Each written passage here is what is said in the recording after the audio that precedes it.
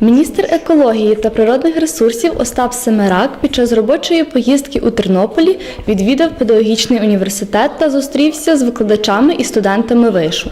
Захід пройшов у форматі дискусійного клубу успішних людей. Україна до останнього часу 95% комунального сміття просто вивозила на захоронення на полігон. 95%. Швейцарія 0% вивозила. Відходи для когось є відходами, а для когось це є ресурсами. Усі присутні мали змогу поставити питання чиновнику, що стосується екосистеми в Україні, зокрема й у нашому місті. На зустрічі студенти та викладачі університету представили проекти, які спрямовані на покращення екології у Тернополі.